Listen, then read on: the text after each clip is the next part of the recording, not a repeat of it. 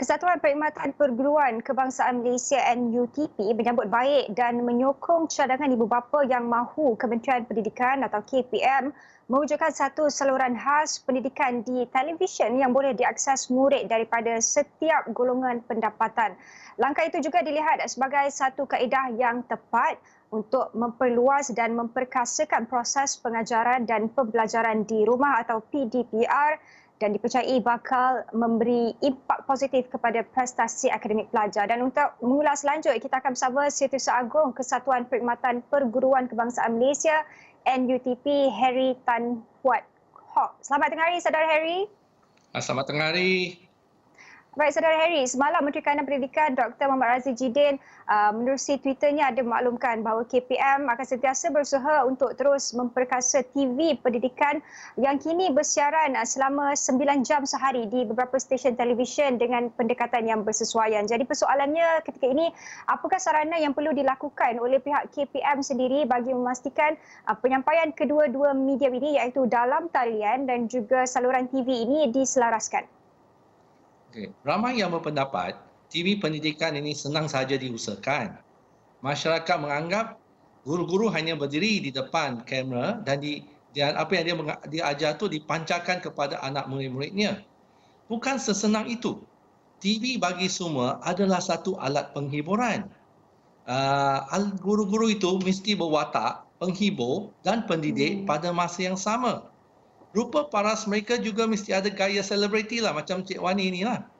Barulah murid-murid kita akan tertarik kepada pengajaran yang dilakukan.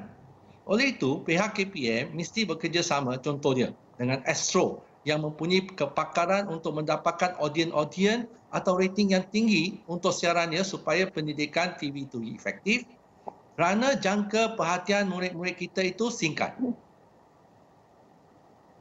Jadi adakah Saudara Harry berpendapat pihak mengajar itu sendiri perlu menyertai sebarang latihan sebelum memulakan cara pembelajaran yang baru ini ataupun sebenarnya sudah ada pun medium itu sebenarnya?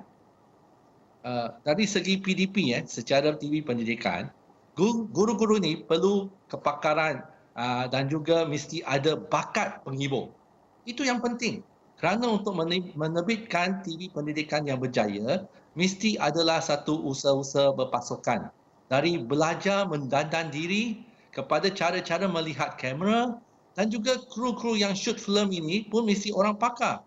Isunya bukan pengajar itu bersedia kerana kita itu memang pengajar itu adalah guru-guru yang memang pakar dalam sistem pendidikan. Tetapi isunya ialah kita mesti cari orang-orang yang berbakat seperti guru-guru cemerlang dan mereka juga mesti ada nilai tarikan di kaca TV.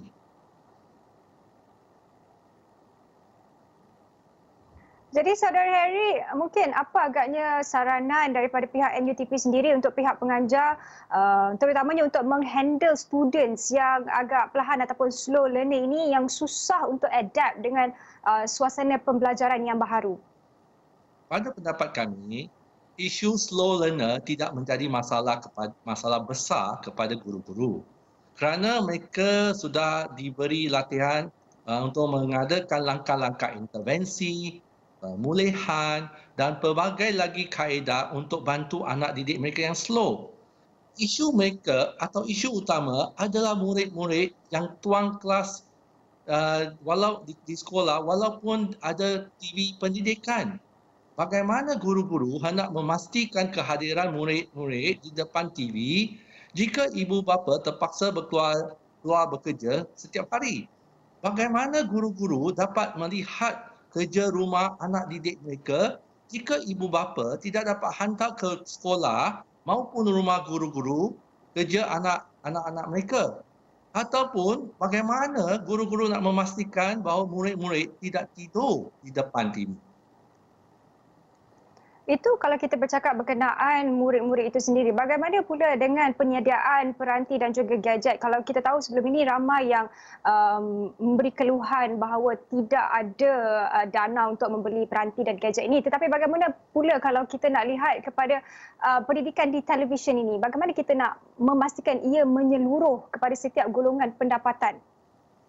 kita seperti yang sudah-sudah ni kita selalu menyarankan supaya ibu bapa sentiasa mengadakan sesi libat urus dengan guru anak didik mereka, anak-anak mereka masing-masing. Kalau dengan ada sesi libat urus, jadi cikgu boleh membincang dengan ibu bapa mengenai tahap pencapaian anak mereka. Kalau perlu intervensi, kalau perlu diberikan sedikit lebih banyak kerja rumah atau perlu diberikan perhatian individu. Jadi guru-guru dengan ibu bapa akan cuba cari jalan yang terbaik untuk mengatasi masalah. Sebab masalah ini ialah masalah universal.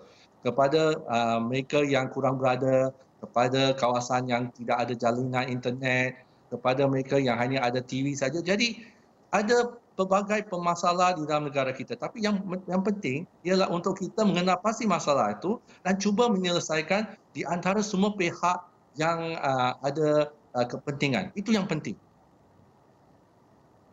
Pada pendapat saudara Harry sendiri, PDPR ini sudah dimulakan sebenarnya tahun lepas lagi, tetapi tahun ini ia diberi perhatian penuh. Pada pendapat saudara Harry, berapa lama lagi yang kita perlukan untuk memastikan semua cadangan ataupun hujahan ini dapat diberikan tumpuan dan juga dilaksanakan dengan sebaik-baiknya? Selagi kita tak ada time frame, maksud time frame dia berapa lama kita kena buat PDPR. Kita baru boleh merancang. Sebab setakat ini kita PDPR dilaksanakan kerana berlakunya PKP. Kalau kita tak ada PKP, kita semua akan balik ke sekolah. Jadi ini semua mengganggu perancangan di KPM, di JPN, di sekolah. Sebab kita semua buat secara ad hoc, bukan buat secara satu perancangan yang berkala dan satu perancangan untuk satu masa yang kita dapat jangka. Okey, baik. Terima kasih Setiausaha Agung Kesatuan Perkhidmatan Perguruan Kebangsaan Malaysia NUTP, Saudara Harry Tan Huat Hock atas ulasan berkenaan pemekasaan TV pendidikan.